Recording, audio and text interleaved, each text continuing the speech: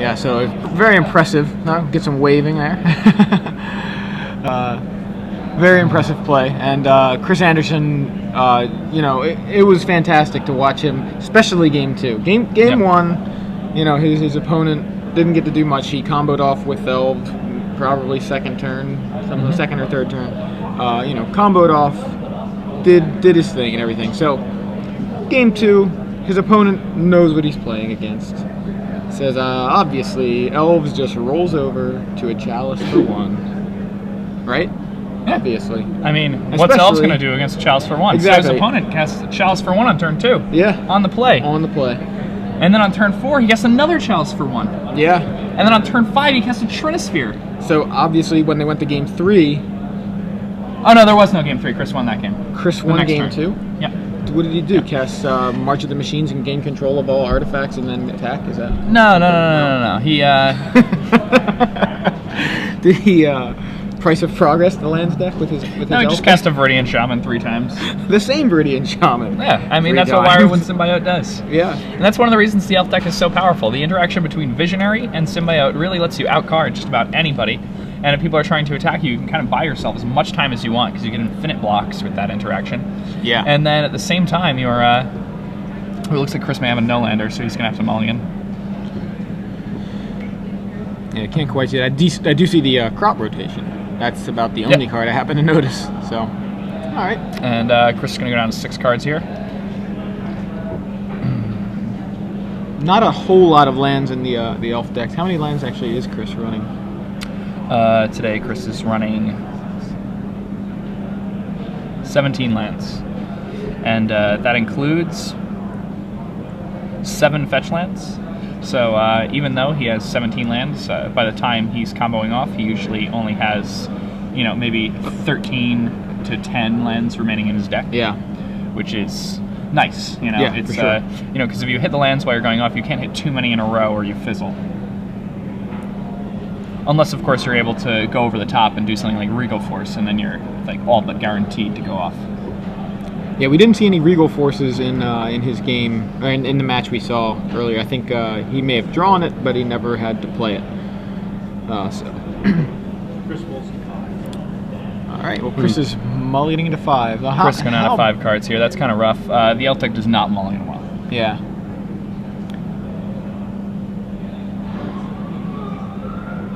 And Andrew, presumably very happy with his hand. Seems to be in good spirits there, so... Yeah, I mean, when your opponent's mulliganing to 5 and your first round of top 8, you... Your smile just keeps getting bigger, right? Yeah. I don't think you could be anything but happy at that point.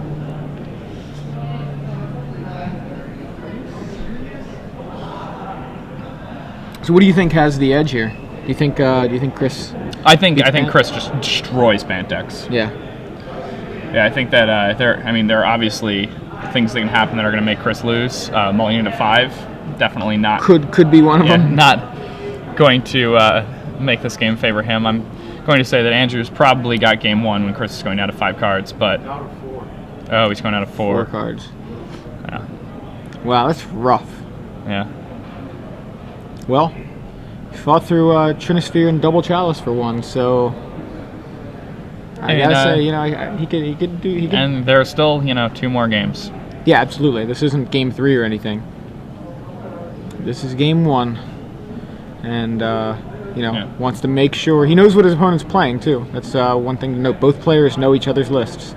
So, some of these mulligans may be with that sort of thing in mind. So it looks like they're playing.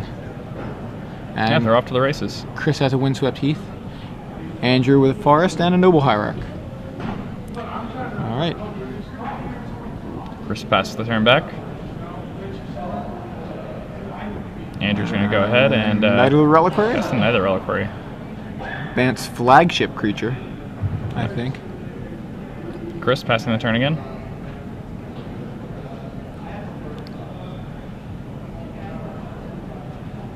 Andrew's going to go ahead and brainstorm here, main phase. Presumably looking for some blue cards to go with the Force of Wills in his hand. And when you have double Force of Will, it's pretty good against this because the Knight is going to do a lot of work. Yeah.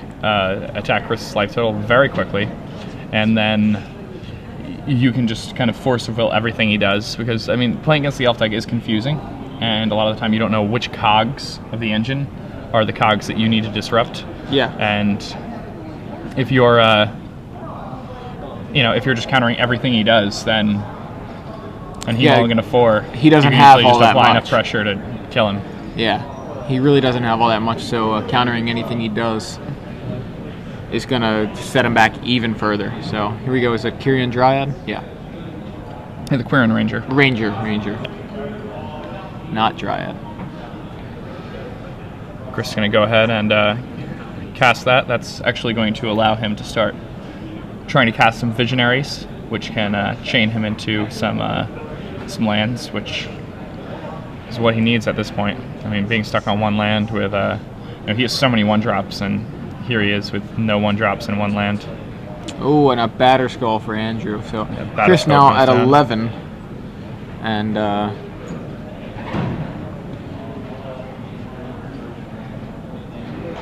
going to return that to his hand with Quarterfinals Ranger. Yeah, so he taps the again. forest, returns it, replays it, taps it again, has 2 mana, plays Elvish Visionary. Does it resolve? Yes. Draw a card. Sees Mirror Entity. Yep. And Pass back. going to pass the turn back. 11 life. He's in some trouble here. We've got a Swords to Plowshares for the Kyrian Ranger. That's going to put Chris back up to 12 here. And Ponder then from he's Andrew. going to ponder.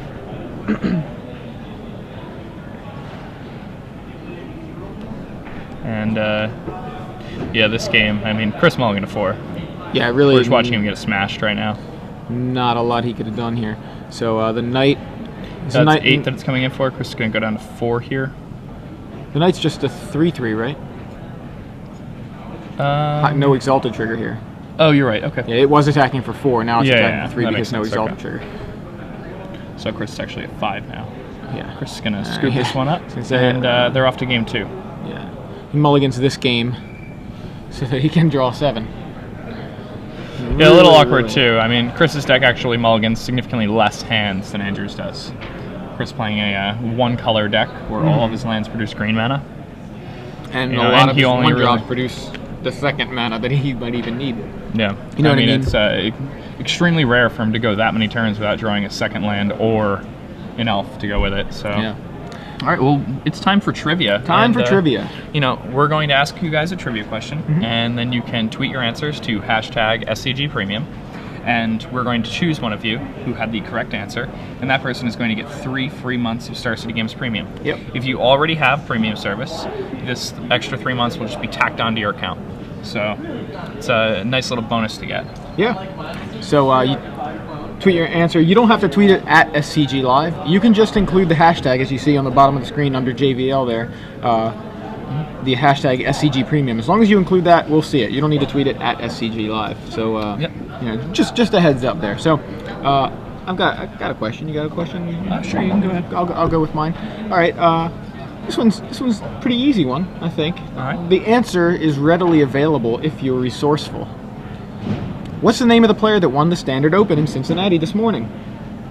Ooh. I like that question. Yeah, I mean, if you're on the Star City Games Easily. website already, reading some of the great content there Yeah. from excellent players like Brian Kibler, who is currently battling in the finals of the Pro Tour. Yeah. Fellow SCG Live commentator. Yes. Team SCG Live. Sorry, Paulo. Yeah. I mean, to represent. Yeah, absolutely. So yeah. I think I did that wrong, actually. I think I did this instead of this. I don't know. I think you can do it either way. Yeah, well, At I least did it both wasn't like ways. this. That one's a little That weird. one's That just no good. looks kind of Yeah. strange. So it looks like. So yeah, tweet the answer. Name the winner of the StarCityGames.com Open Series Standard portion in Cincinnati for this weekend. This morning, actually. With the hashtag SCG Premium in your tweet, and you will be in the running to win 3 months of free Star City Games Premium access. We'll be giving away 6 months in the semifinals. Yeah. And then, of course, we would normally give away a year in But the instead finals. we're giving away Gen Con badges. Gen Con badges. Those That's are really pretty hard awesome. to acquire. Jesse's cheering. I think he may actually even even cheat and tweet from like a name that we don't know, and then pick himself as the winner for the Gen Con badge. Virginia will have a problem with that. So, You know, even though Chris is down a game, I still like his odds here. so like it. Well, I that's think good. that, I mean, Elvis is just so favored in a Is match he just like trying to make this. it exciting for us? He knows he's on camera. He's wants to give us he's a little gotta drama. Make everybody that sweat a what little he's bit. doing? I don't Andrew know. Morrow, too. I mean, Andrew Morrow. He's deck playing looks his pretty deck. awesome. His deck is good, and it's very. I mean, he's very playing a lot of powerful spells. Exactly. I mean, it's very He's got Stoneforge, similar V-Click, to Knight of Blue the White Rock Blade, Blade, right? I Force mean- Well, yes, Swords to Plowshares, Brainstorm, Daze, Spell Snare, Sword, Ponder, Batterskull, Jit. Like, he's playing powerful cards. You look at Chris's deck, Chris, not There so are a many lot of powerful weak cards that work together for powerful interactions. Yeah. The problem is if you can't get them together, there are no interactions to be powerful. All right, turn 1 Kyrian Ranger for Chris. He's already started off much better with 3 extra cards than he did last game. Yeah, and I mean, that Ancestral Visions that came off suspend on turn 1 for him, working Yeah. out pretty well. And So- Andrew Morrow again with the turn 1 Noble Hierarch, and that lets his deck, accelerate very well. Turn 2 Knight or turn 2 V-Click is really good. V-Click is ideal against Chris's deck, but only if Andrew is used to playing against elves and knows what he should be taking. I've played elves and had people V-Click me and take a card out of my hand only to have me draw a card that actually made me kill them. Yeah. All right, so taps a forest.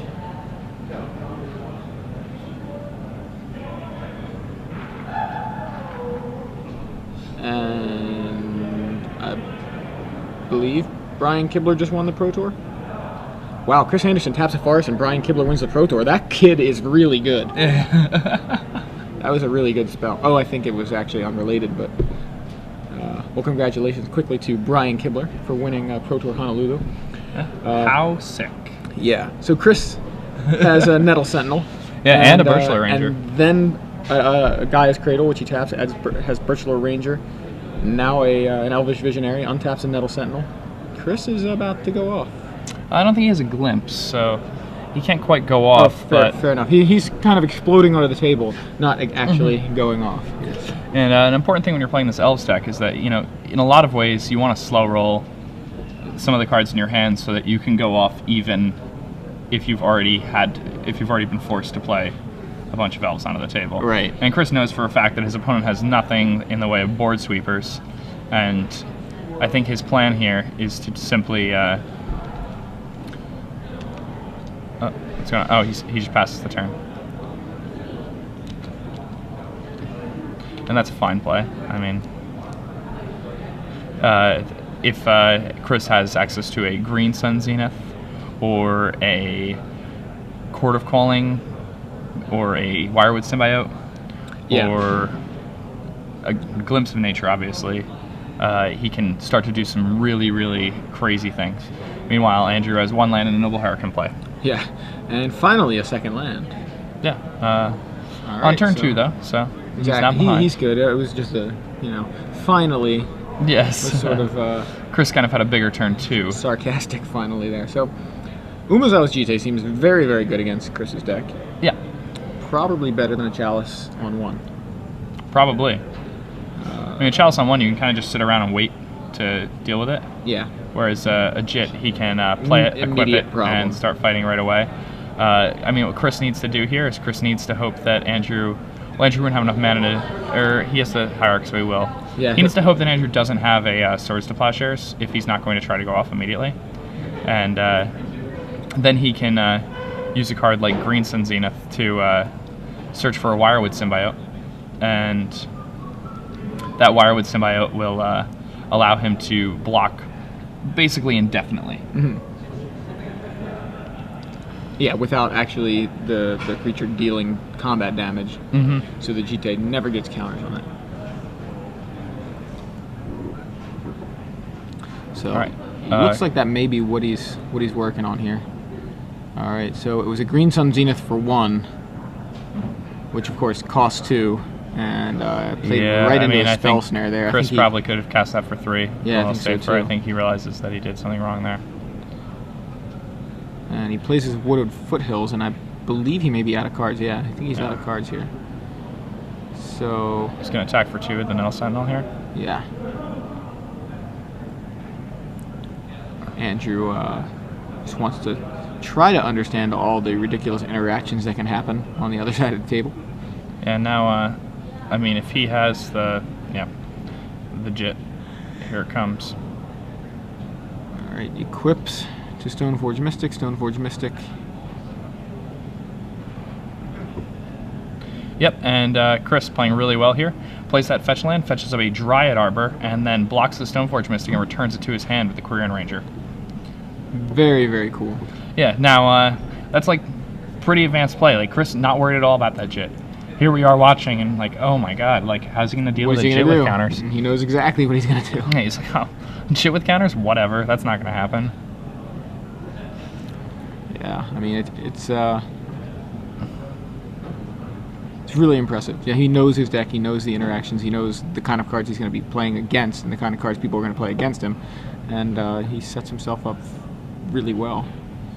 And in the meantime, is that just a large attack? I think it was. Yeah, I think it's just a big attack there. Yeah, I mean, he's got 1 card in hand. Didn't quite catch what it was. I think we're going it's to find Priest. out. Oh, it's a Priest of Titania, which untaps the Nettle Sentinel, which, yeah.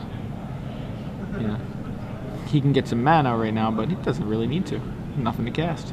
So here he can do the same trick, presuming Andrew has no answer for the Dryad Arbor. And it looks like Andrew might have Swords to Plowshares, so... And that's going to be rough, because that's going to get some counters on the JIT, and... yeah, that's going to be really rough. Alright, so he goes to swords the Quirion Ranger. Yeah, and not Chris is seeing... not going to be in a good spot after that happens. Chris has a very small window here to draw out of this. And perhaps he should not have sideboarded in these chokes. They're somewhat situational.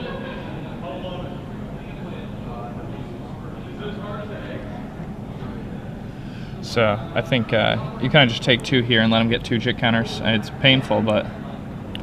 Ooh, is he going to double block? I don't know if...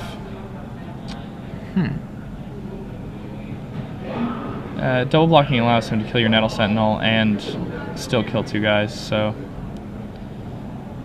Seems pretty rough, actually. Yeah.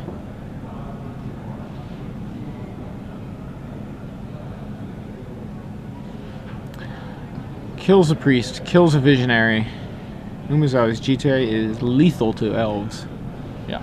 And unfortunately, Chris doesn't have another game to spare here. So he's gonna really need some help off the top of his deck. I mean, just drawing a Viridian Shaman here would be splendid for Chris if he wants to get out of this. In the meantime, Knight of the Reliquary has been added to Andrew's